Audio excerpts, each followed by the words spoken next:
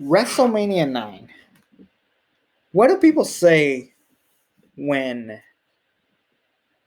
they talk about the pros of WrestleMania 9? Well, pretty simple. The commentary. Because this show, yikes, one of the worst WrestleManias I have ever seen. Oh my god, this was terrible. Oh, my heart hurts seeing WrestleManias when they suck ass. But the show was commentated by Bobby the Brain Heenan, JR, and ooh yeah, the Macho Man Randy Savage. And a lot of people have debated that this man should have been in the card. Well, let's think about it. What was he doing prior? Like, I mean, he came back out of retirement. He had a couple of runs fighting for in the WWF Championship picture. He lost the belt back to Ric Flair, who then lost it to Bret Hart, and the Macho Man never got a chance to get his rematch. Why? I don't know why. Hell, matter of fact, he was the runner-up to the Royal Rumble. Remember when it looked like he pinned Yokozuna and it botched on him? And it clearly showed that Yokozuna was not ready for the spotlight this big. Don't get me wrong, Yokozuna eventually does become a legend and is in the long run respected as one of the longest, as one of the, you know, people in the Anoa'i family. But God, how great would it have been to have Macho Man say, like, I want my belt back. And if it means fighting Bret Hart, then so be it. It could have been a great passing of the torch moment.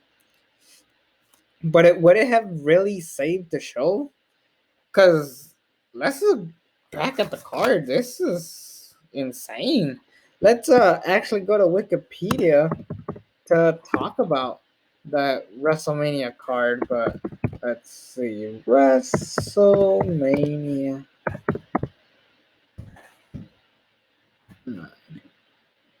1993. Oh, also, one thing you should know is that this is the same night that Hulk Hogan came back. Let's see what happens. So, I'm gonna read the entire card. Tatanka beats Shawn Michaels, the champion, the IC champion, Shawn Michaels, by countout. So Tatanka never wins back the belt, or never ever wins the belt. A random tag team match between the Steiner brothers and the Head Shrinkers, which people have argued is the best match on the show, which ain't insane match. Doink the Clown defeated Crush, who was being built up as one of the next big heels, who went nowhere. Razor Ramon beat Bob Backlund. Clearly, Bob Backlund should have put over, I don't know, Yokozuna, because it would have been the perfect, like, Japan versus America storyline. I don't know, Razor Ramon could have fought The Undertaker, even though he was gonna lose. Because come on, what the hell? Uh did you really want to see Undertaker versus Giant Gonzalez end in a disqualification, which could have been an arguably debate that did Giant Gonzalez even end the streak? Because a DQ finish can mean a lot of things. It could mean this person won, and it could mean the other person won. But yeah, that was easily one of the worst matches of all time. Money Inc. defeated the Mega Maniacs, Hulk Hogan, the returning Hulk Hogan, versus, and Brutus the Barber Beefcake by disqualification because Hulk Hogan needs to look strong every damn time, brother. Lex Luthor beats Mr. Perfect. I couldn't even tell you who was the face or the heel on this card because didn't Mr. Perfect retire or made Ric Flair leave um the WWF to go back to WCW in that loser leaves town match, which was a great match and should have honestly been on the card. But God, and then Yokozuna beat Bret Hart for the WWF champion. Yes, because we need to make Yokozuna look strong to be the big monster heel, right? No. What does he do? He gets an open challenge from Hulk Hogan and Yokozuna. God, this was a bad WrestleMania. I hated this fucking WrestleMania. Just reading it. I didn't even go back to rewatch it. I probably never will. But damn, this was awful. It was horrible. It was bad. But would a Macho Man help out the show? Well, the biggest question is where would we put Macho Man? People said that he should have fought Shawn Michaels, and Shawn Michaels could have gotten a big victory over the Macho Man Randy Savage. That's debatable, but it made sense. But did you really want Macho Man to go from the world title picture to the IC title picture? No, because this isn't the modern times that we live in today. At the time, once you were in the world title picture, you stayed there. Why would you go back down? Would he have been the one to fight Bret Hart? Yeah, but who goes over?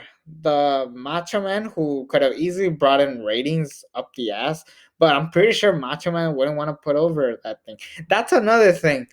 I'm pretty sure Bret Hart versus Macho Man, even though that would have been the best match on the show, there would have been a big back and forth as to who went over, because if Macho Man wins, then people could stick around and say like, "Oh, like we have the Macho Man finally getting in the spotlight," but that would really hurt Bret Hart. Or Bret Hart wins, and then the company has no trust in Bret Hart being a big draw, which explains to me why wouldn't they put the fucking belt on him if they don't have trust?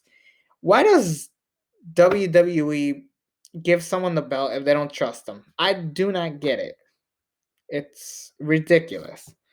But from what I hear, the original plan was Hulk Hogan versus Bret Hart, but we all know Hulk Hogan, he refuses to put over people, brother. Oh shit. I'm kind of I'm kind of glad Hulk Hogan got his come up. It's not great how people are being attacked for the past or some of the things they've said in the past. But some people fucking deserve it because some people are fucking assholes. And we can all agree that Hulk Hogan is a fucking asshole. Um, but yeah, I never. Mm, Obviously, I'm just joking. I'm just doing this for entertainment. I really don't want to see anybody get like their careers destroyed just for something shady that they said or something thing. And plus, like I mentioned, without Hulk Hogan, none of us would be here. Like he's one of the biggest center points of the WWF in its early days. But we can all tell that the man was wrong for coming back just try to get another big paycheck and still work his politics in. Uh, Clearly, the Macho Man was nothing like that. He was willing to put over someone if they wanted to, but like I mentioned, the company may have not had a lot of faith in him. But that leaves a big point. What should have Yokozuna done if he wasn't going to fight for the belt? Like I mentioned, he should have fought Bob Backlund. He beats Bob Backlund, the one of the longest reigning WWF champions at the time. He beat him. He beats Bob Backlund. People are like, "Oh shit! Does this mean that if Bob Backlund loses to a monster like Yokozuna, maybe Yokozuna can win the belt later down the road, not at WrestleMania?" He clearly was not ready for it, or maybe he was, but then again, um, it did lead to Hulk Hogan destroying him and leading to that awful second run where Hulk Hogan, a TV explodes on Hulk Hogan, which cost Yokozuna the victory. Let me just say, fuck Hulk Hogan in 1993. But let's focus on the Macho Man. Like I said, he was on commentary. One match could have easily helped out the card, whether it was against Shawn Michaels, whether it was against Bret Hart, whether it was against Razor Ramon, whether it was against The Undertaker, putting over The Undertaker. Macho Man and The Undertaker at this point, oh, hell yeah, take my money. Um, but yeah, nothing would have changed because this card was so fucking bad. Like all the count out victories, all the silliness, all of the stuff. And I even wonder would if Macho Man and Bret Hart happened, would have had a clunky ass finish. We definitely would have had a Hulk Hogan come out and appear, but we definitely would have had at least a decent match. Shawn Michaels, say what you will, the guy is one of the greatest wrestlers of all time. He had a match against Tatanka, like I mentioned, one of the matches that people have even complimented over the years, but he wasn't the Shawn Michaels we know and love today at this point. He was still a rookie trying to make it into the singles run. So, do you really want to see, um, Shawn Michaels against on not so ready Shawn Michaels against Macho Man. Just quite yet. Trust me, they could have had a classic, but not that good of a classic. Hell, the previous year, Shawn Michaels fought Tito Santana. We all thought that was going to be one of the greatest matches of all time. It was all right. But let's just look at this. Yeah, there's no way around it. A Macho Man, like I mentioned, would have helped out bring in money for sure because the attendance record is 16,891. Some people even claim that the reason for this is because Hulk Hogan was coming back, which is arguable. But then again, why were you hyping up Bret Hart and Yokozuna if you're gonna have a shady finish? We should have done Bret Hart and Macho Man have a legit match. And I remember back in the days, WrestleMania was based on one match, the main event. It was a one match show. Look at WrestleMania 5, 6, 7. Those WrestleManias, they really relied on their main event. Occasionally, a match in the undercard would steal the show, but not rarely.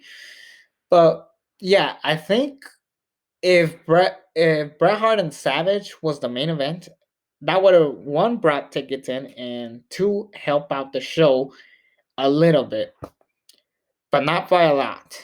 Macho Man, I wouldn't be shocked if he stayed on commentary just to like avoid like any drama from good old Vince McMahon at the time. But I guarantee you, if Macho Man was in the card some way, shape, or form, he could have really helped out uh this card a little bit, and maybe just maybe he could have been backstage helping out the other guys in the locker room, try to throw in a great show. Um, but yeah, so a Macho Man match would have helped in the long run because we needed somebody who was willing to put over some new talents and truly create a new generation of wrestling. And we all knew, like I mentioned, Hulk Hogan was not that guy. So, what do you guys think about that for my WrestleMania debate? Even though the rest of the card probably would have sucked, um, a Macho Man would have definitely helped out, particularly if he was in the main event, rightfully so. So next episode of WrestleMania debates will be episode 4, and it'll be taking us back to the Attitude Era, or the beginning of the Attitude Era, if it even happened. Because episode 4 will be what if Shawn Michaels didn't lose his smile. Um, so that's gonna be a big one. Stay tuned for more WrestleMania debates. Stay tuned for more videos. It's gonna be a lot of fun talking about WrestleMania debates as well as other stuff on this channel. So subscribe to this channel if you haven't already. And until then, I'm out.